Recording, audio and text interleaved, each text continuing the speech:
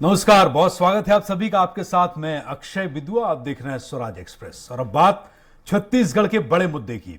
एक तरफ जहां कांग्रेस अध्यक्ष सोनिया गांधी की पेशी के विरोध में कांग्रेस ने प्रवर्तन निदेशालय यानी कि ईडी इन्फोर्समेंट डायरेक्टरेट के खिलाफ रायपुर के गांधी मैदान पर सत्याग्रह किया है, तो वहीं दूसरी ओर बीजेपी ने प्रदेश में बढ़ते अपराध और बिगड़ती कानून व्यवस्था को लेकर विधानसभा का घेराव का प्रयास किया है। तो इसी तरह से कांग्रेस ने जहां केंद्र की बीजेपी सरकार के खिलाफ मोर्चा खोल दिया, तो बीजेपी ने राज्य के कांग्रेस सरकार के खिलाफ भी हल्ला बोला है। नेशनल हेराल्ड मामले में ईडी ने राहुल गांधी के बाद अब कांग्रेस अध्यक्ष सोनिया गांधी से पूछताछ शुरू कर दी है। कांग्रेस ने ईडी के इस पूछताछ को केंद्र की बीजेपी सरकार द्वारा विपक्ष को दबाने की राजनीतिक साजिश बताया है।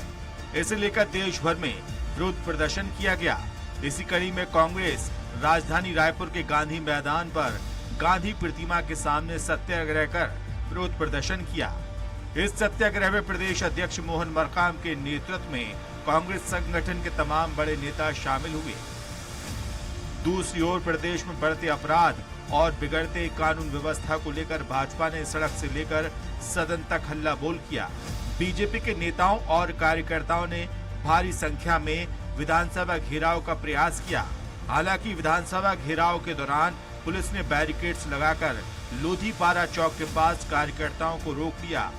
इसके बाद बीजेपी कार्यकर्ता और पुलिस के बीच जमकर झड़प हुई।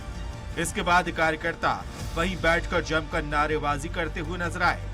बीजेपी का आरोप है कि प्रदेश में आरोपी बेखौफ हैं और सरेआम चाकूबाजी, हत्या जैसी घटनाओं को अंजाम दिया जा रहा है।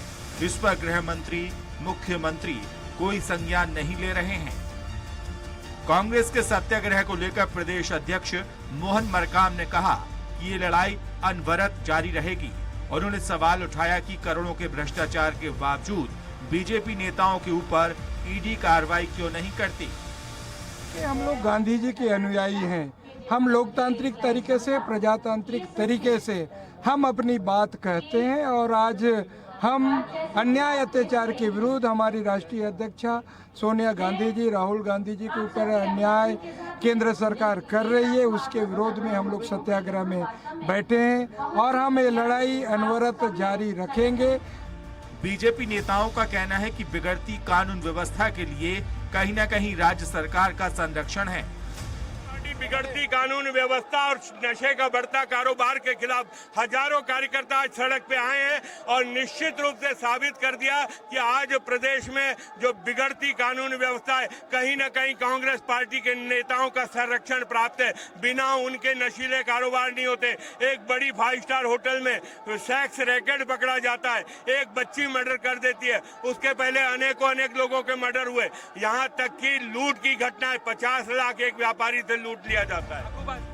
वहीं मंत्री डॉक्टर शिव डहरिया का कहना है कि हमारी सरकार में अपराधियों पर लगातार कार्रवाई हो रही है। बीजेपी सरकार में तो कार्रवाई भी नहीं होती थी। भारतीय जनता पार्टी के समय में जो चिटफंड कंपनी के दलाल थे वो आज कहाँ हैं? इनके मंत्री, मुख्यमंत्री और उनके परिवार के लोग तक जाके चिटफंड कंपनियों का ऑफिस खुलवाते थे। आज बताए वो हमारे छत्तीसगढ़ की जनता का पैसा किन लोगों के पास जमा करके रखा है, दिलाए उन लोग। आज हमारे माननीय मुख्यमंत्री जी के नेतृत्व में चिटफंड कंपनियों के खिलाफ जिस तरह से कार्य हो रही है, लोगों के पैसे वापस किए जा रहे हैं। पूरे देश में एकमात्र राज्य है जहां चिटफंड कंपनियों में जो पैसे डूब गए थे वो जनता को वापस मिल रहे हैं। मिशन 2023 और 24 की तैयारी में जुटे बीजेपी और कांग्रेस दोनों दलों के नेता जनता तक पहुंचने के लिए कोई कोर कसर नहीं छोड़ रहे हैं। कांग्रेस जहां केंद्र की मोदी सरकार का विरोध करते हुए बीजेपी के खिलाफ माहौल बना रही है, तो वहीं बीजेपी राज्य में भूपेश सरकार के खिलाफ हल्ला बोलकर अपने लिए राह बना रही है। अब जनता को तय करना है कि कौन सी पार्टी की नीति सही और जनहितैषी है। रायपुर से दिलीप कुमार साहू, स्वराज एक्सप्रेस।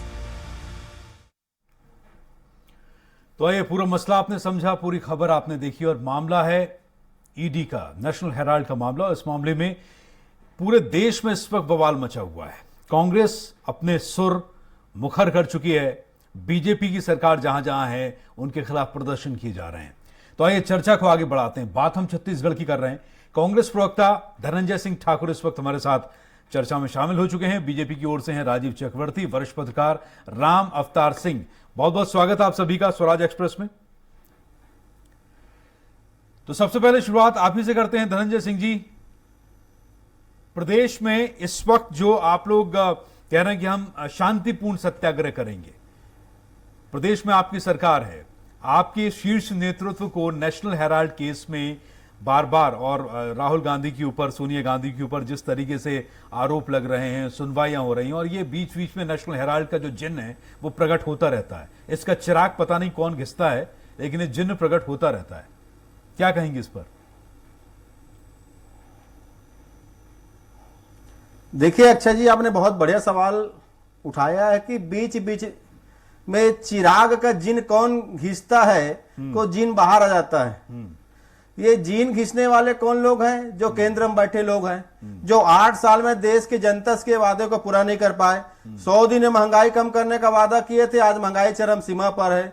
किसानों के खिलाफ जो कानून लाए थे, देश भर में किसान जो है सड़कों पर तक आंदोलन कर रहे थे। अग्निवीर जैसे योजना लाकर जो युवाओं को छलने का काम कर रहे हैं। और इन सारे जन विरोधी नीतियों के खिलाफ अगर कोई आवाज उठाए तो कांग्रेस के लीडर उठाते हैं, आदरणीय श्री राहुल गांधी जी उठाते हैं, आदरणीय सोनिया गांधी जी उठाते हैं। अब हम बात करते हैं ईडी की। ये ईडी वही है जो 2015 में नेशनल हेराल्ड प्रकरण पर खाता को बंद कर देती है, यानी कि जांच को बंद कर देती है। अचानक 2022 में जब श्री नरेंद्र मोदी जी की सरकार को लगता है कि उनके सरकार को खतरा है, जनता का आक्रोश है, विपक्षी दल उस पर हावी हो रहे हैं और उनके खिलाफ लोग बोल रहे हैं, तो हमारे कांग्रेस के जो नेता है उनके छवि को धूमिल करने के लिए एक षड्यंत्र किया जाता है। मतलब ईडी जो संवैधानिक संस्था है उसको भारतीय जनता पार्टी के एक संगठन के हिस्से की तरह काम कराया जाता है। देश में लोकतंत्र है, लोकतंत्र में सबको अपनी बात रखना है। हम निश्चित तौर पर इस अलोकतांत्रिक कार्यों का विरोध कर रहे हैं।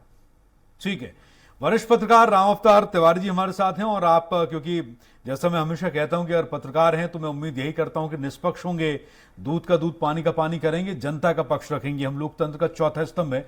राम अवतार तिवारी साहब, अगर कहीं धुआं है तो चिंगारी होगी, कुछ तो मजबूरियां रही होंगी ना, यूं ही कोई बेवफा नहीं होता।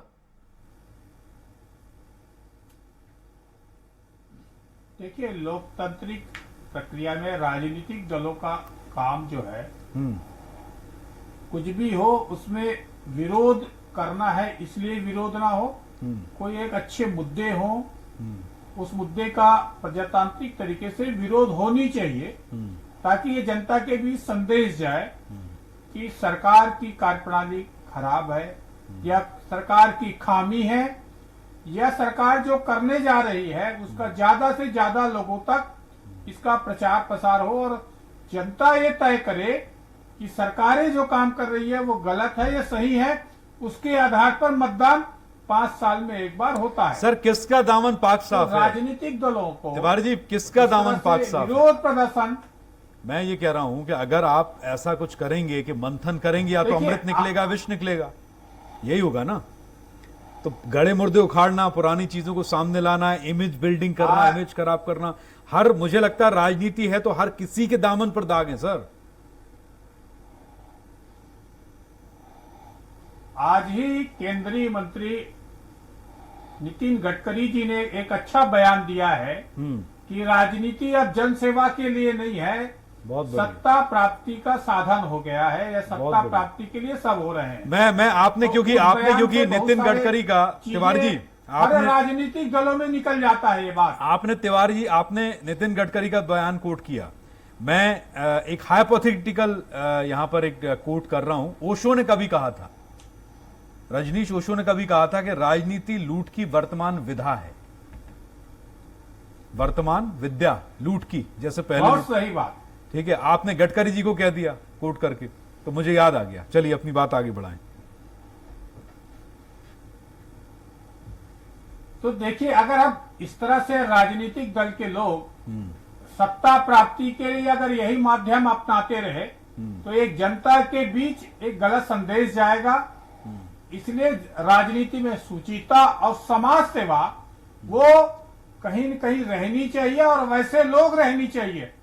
आप सत्ता में है तो मैं, आपका घमंड या आपके इर्द गिर्द लोगों के लिए फायदे का तंत्र तैयार करने का काम राजनीति ना बने। राजनीति सेवा का एक बड़ा माध्यम अभी भी है। हमारी प्रजातांत्रिक व्यवस्था इसी में मजबूत हो सकती है और इसी से अच्छी चल भी सकती है। और अभी जो आंदोलन हो रहा है, इस आंदोलन दोनों लोगों को बधाई देना चाहिए।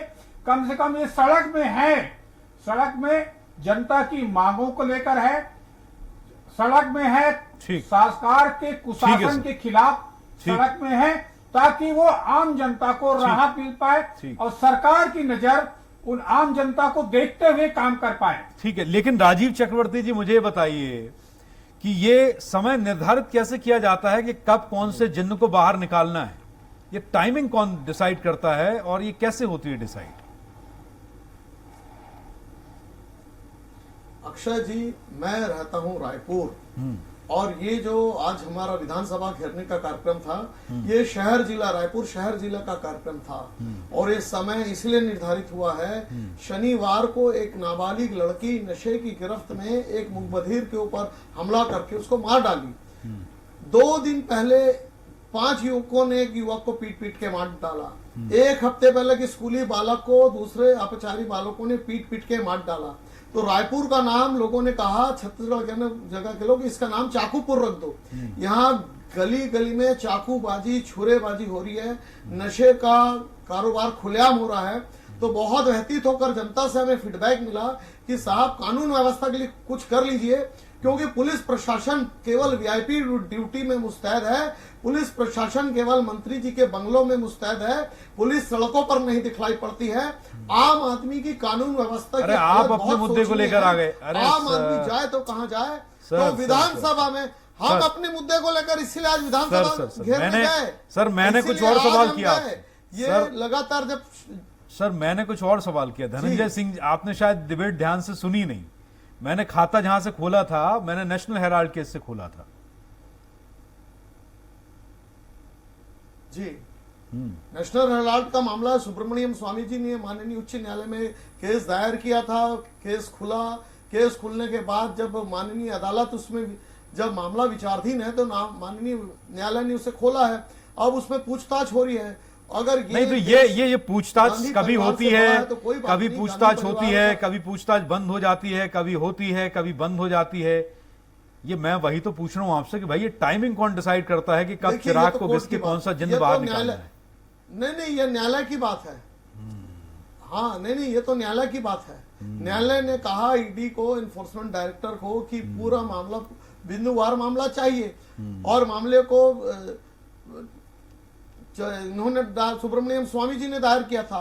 अब इसमें जिसमें पूछताछ हो रही है, इन्फोर्समेंट राहुल गांधी जी से पूछताछ हो चुकी है, ये इन्फोर्समेंट डायरेक्टर जाने और अदालत जाने और सुब्रमण्यम स्वामी जी जाने। तो इसमें हमारी पार्टी को कटघरे में खड़े करना कोई गलत बात है। उसमें पार्टी का कोई लेना देना नहीं है।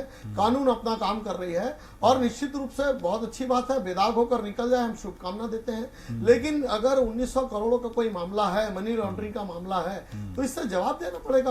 इसमें कौन सी बड़ी बात है? हर नेता को जवाबदेही देनी पड़ती है। नितिन गडकरी जी की बात हो रही थी, उनके यहाँ पे इनकम टैक्स से छापे पड़े थे, तो उन्होंने चिदम्बरम साहब पर सवाल उठाए थे। इनकम टैक्स ऑफिस को कहा था कि हमारा भी समय आएगा, तो वो बात आ गई है। तो उनको दूध का दूध पानी का पानी हो गया है। उनके समूह पर भी छापे पड़े थे। तो देखिए, ये तो कानूनी बात है। हाँ, वही बात है। आपने अच्छा जिक्र किया आपने। मुझे खुशी हुई जानकर, आपने याद दिला दिया कि चिदम्बरम के साहब के साथ भी तो यही हुआ था। ठीक है धनंजय सिंह ठाकुर, तो आप भाई जवाब देना चाहिए। आपका प्रदेश है, सरकार आप चला रहे हैं, और देखिए चाकू प्रदेश नाम रख रहे हैं, बीजेपी के प्रवक्ता हैं चक्रवर्ती साहब, और तमाम बीजेपी के कार्यकर्ता विधानसभा घेर रहे हैं। चाकू प्रदेश, चाकूपुर, क्या कहा सर आपने? चाकूपुर नाम रख देना चाहिए रायपुर का। चाकूपुर, रायपुर चाकूपुर में तब्दील हो चुका है, और छत्तीसगढ़ अपराधगढ़ में तब्दील हो चुका है। ठीक है ठाकुर साहब। और बहुत दुर्भाग्यपूर्ण बात है, लगातार हो रही घटनाएं। क्या है, भाजपा नेताओं को ना नाम बदलने की आदत पड़ गई है। अच्छे काम तो कर नहीं पाते है। 15 साल छत्तीसगढ़ में भी थे सरकार में, उस दौरान जो आपराधिक घटनाएं होती थी, उस दौरान जिस प्रकार से, मैं तो एक घटना का जिक्र करूंगा तो बीजेपी के प्रवक्ता चेयर से खड़े हो जाएंगे। मुख्यमंत्री हुआ करते थे डॉक्टर रमन सिंह जी, आप ध्यान दीजिएगा। उसके ओएसडी होते थे ओपी गुप्ता, जिस पर जब बलात्कार के आरोप लगे तो 4 साल तक एफआईआर दर्ज नहीं हुआ। हमारी सरकार बनी तो पीड़िता का एफआईआर दर्ज हुआ और गिरफ्तारी हुई। उसके बाद देखेंगे भाजपा की नेत्री जबीता मंडावी जो गवाह थी, उसका किडनैप करके ले गई थी। तो ये भाजपा का चरित्र का मैंने जिक्र किया है। आपने मुझसे सवाल पूछा कि जवाब देना चाहिए, तो निश्चित रूप से जवाब देना चाहिए। बात में बहुत अच्छी बात राजू चक्रवर्ती जी ने कहा कि सुब्रमण्यम स्वामी जी ने कोर्ट में मामला दर्ज किया और वही सुब्रमण्यम स्वामी कोर्ट में जाकर उस मामले को बंद करने की बात करते हैं। 2015 में ईडी जांच करता है और फाइल को बंद कर देता है। फिर अचानक ऐसे जिन क्यों बाहर आया, उसका सबसे बड़ा कारण है। दूसरी बात, अभी ये बात कर रहे थे 1900 करोड़ रुपए की घपले की। थोड़े देर पहले इनके ही बहुत बड़े प्रवक्ता जो मैनिपुलेटेड मीडिया के लिए जाने जाते हैं, संबित पात्रा जी छत्तीसगढ़ में आए हैं, वो 5000 करोड़ का घोटाला का आरोप लगाए हैं। अरे आप डिसाइड कर लीजिए ना, आपको कितना बड़ा आरोप लगाना है, आप तय तो कर लीजिए। आपके नेता कोई 2000 करोड़ बोलता है, आप यहाँ टीम बैठ के 1900 करोड़ बोलते हैं, आपके राष्ट्रीय प्रवक्ता 5000 करोड़ बोलता है। मतलब समझ लीजिए ना, ईडी पूछताछ कर रही किस मामले में, इनको खुद को पता नहीं है। और सारे चीज पारदर्शी तरीके से हुए हैं। 90 करोड़ के विषय में जो सवाल उठाया जा रहा है, जो 100 बार में ट्रांजैक्शन हुआ, ऑनलाइन हुआ है, और वो कहीं भी मनी लॉन्ड्रिंग का मामला नहीं बनता, क्योंकि केंद्र में बीजेपी की सरकार है। सैया भय कोतवाल, तो भाई डर किस बात का? मैंने गवाह बता दिया ना। ये 1900 करोड़ बोलते हैं, इनके कोई नेता 2000 करोड़ बोलते हैं और संबित पात्रा जी 5000 करोड़ बोलते हैं। मतलब समझ सकते हैं कितना भ्रम फैलाया जा रहा है। हमारे कांग्रेस के जो राष्ट्रीय नेतृत्व है, उनके छवि धूमिल करने के लिए। नहीं, वो तो पिटीशन में देखना पड़ेगा जीरो कितने वही तो कहना चाह रहा हूं मैं, इनके बात कर रहा हूं ना। पिटीशन जो है सुब्रमण्यम, नहीं वही तो मैं पूछना चाहता हूं मैं। ये प्रवक्ता यहाँ बैठे हुए हैं, ये 1900 करोड़ का आरोप लगा रहे हैं। इनके एक नेता 2000 करोड़ बोलते हैं और संबित पात्रा जी जो आज रायपुर में 5000 करोड़ कर रहे हैं। अरे आप तय कर लीजिए ना, कितना फिगर बताना है आरोप लगाने के लिए। ठीक है चक्रवर्ती साहब, बताइए ना कि ये एग्जैक्ट फिगर क्या है। जी नहीं, एग्जैक्ट फिगर 1900 करोड़ का है। तो मतलब संबित पात्रा झूठ बोल रहे हैं, कहा था, और ज्यादा भी हो सकता है, क्योंकि मतलब आप झूठ बोल रहे हैं। हेराल्ड को बेचा गया। मुझे नहीं लगता किसी को भी, जितने लोग इस पर बहस कर रहे हैं नेशनल हेराल्ड के मामले पर, देखिए किसी ने कभी वो पिटीशन पढ़ी भी हो, देखी भी हो। अब आप फिगर देखिए, फिगर की बात नहीं है, फैक्ट की बात है। फैक्ट की बात फिगर तो है, बहुत लंबे चौड़े, तो अफवाह मत फैलाइए ना, फैक्ट बताइए ना। फैक्ट की बात सुनिए। फिगर हो सकता है 19,000 करोड़, हो सकता है 19,000। भाई तो मैं तो प्रवक्ताओं से कम ये उम्मीद करता हूं। देखिए नेताओं से नहीं करता हूं, प्रवक्ताओं से, कैबिनेट मिनिस्टर से, एक्स मिनिस्टर से, पूर्व विधायक से, वर्तमान विधायक से, तो फैक्ट्स और फिगर दोनों की उम्मीद की जानी चाहिए ना। फैक्ट ये है कि फैक्ट अजय जी, हाँ, फैक्ट और फिगर यह है कि बहुत बड़ा एक वित्तीय अनियमितता हुई थी और उस वित्तीय अनियमितता की जांच के लिए सुब्रमण्यम स्वामी जी ने आग्रह किया। वो जांच नहीं थी, उन्होंने माननीय न्यायालय को निर्देश दिया और माननीय न्यायालय ने देखा कि इसमें गड़बड़ी हुई है, व्यापक गड़बड़ी हुई है। किस प्रकार से कंपनी को डिमोलिश किया गया, उसमें लोन दिया गया, उसके बाद उन कंपनियों के कर्मचारियों की छटनी हुई और वो रुपए कहाँ गए उसमें। चलिए, नहीं ठीक है, आप दोनों अपनी बात रखेंगे, लेकिन वरिष्ठ प्रवक्ता भी वहाँ, पत्रकार भी हमारे साथ हैं, तिवारी जी, राम अवतार तिवारी जी उसकी बात। लेकिन उसके बाद अगर यह कहा जाए कि गांधी परिवार को कोई चैलेंज नहीं कर सकता, कोई वेरिफिकेशन नहीं कर सकता, कोई इंट्रोगेशन नहीं करता, क्योंकि वो देश से ऊपर है, तो साहब देश से ऊपर कोई नहीं है। नहीं, देश से ऊपर तो श्री नरेंद्र मोदी भी नहीं है। देश संविधान से चलता है, कोई आरएसएस की नीति से नहीं चलता या नरेंद्र मोदी जी सरकार की मनमानी से नहीं चलता। देश संविधान से चलता है। और जिस सुप्रीम कोर्ट की आप बात कर रहे हैं, वहीं पे सुब्रमण्यम स्वामी ने केस वापस कर लगाया भी है। तो अपनी जो फर्जीवाड़ा है, अपनी जो अफवाह फैलाने का काम है, वो बताइए। आप यहाँ 1900 करोड़ बोलते हैं, आपके नेता 2000 करोड़ बोलते हैं और आपके सबसे बड़े प्रवक्ता 5000 करोड़ बोलते हैं। आप फिगर तो डिसाइड कर लो कि सोनिया गांधी जी पर आरोप कितना लगाना है। ठीक है, तय तो कर लो कि कितना झूठ बोलना है। तिवारी जी, राम अवतार तिवारी जी, वरिष्ठ पत्रकार, आपको इस बहस में बीच में ला रहा हूं सर। ये तो चर्चाएं चलती रहेंगी, अंतिम चर्चा है, लेकिन इसमें सर बात यह है कि तिवारी जी, हम तो जनता के नुमाइंदे हैं। हम तो ये कहते हैं कि अगर रायपुर को चाकू प्रदेश बनाने से बचाना है तो वहां की कांग्रेस सरकार को ध्यान देना चाहिए। जहां तक बात बीजेपी प्रवक्ता की मान ली जाए, मेरा मानना यह है कि छवि को धूमिल करना, अपराध पर संज्ञान लेना, अपराध हुआ है उसकी जांच कराना, ये एक प्रक्रिया है। ये प्रक्रिया की तरह से चलनी चाहिए, ना कि मौसम के हिसाब से ये जांचें और एजेंसी का उपयोग होना चाहिए। तिवारी जी,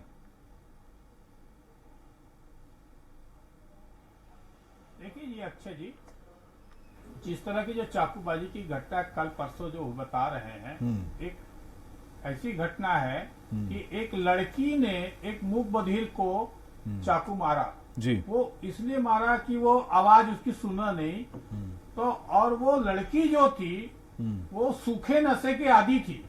इस तरह समाज जो है नशे का आदी हो रहा है और नशे का फैलाव जो हो रहा है, ये बहुत ही चिंताजनक बात है कि लड़कियां बहुत तेजी से इस तरह के व्यसन में जा रही हैं और धैर्य खोता जा रहा है और समाज में इस तरह की चीजों के रोकने के लिए दोनों दलों को, अभी वो नशा, अभी जो पूर्व अभी स्वास्थ्य मंत्री पूर्व छत्तीसगढ़ के सोचना पड़ेगा। तिवारी जी, उन्होंने कहा है ना कि सूखे नशे को बढ़ावा दिया जाए, गीला नशा बंद किया जाए। अभी तो बयान आया है 2 दिन पहले उनका।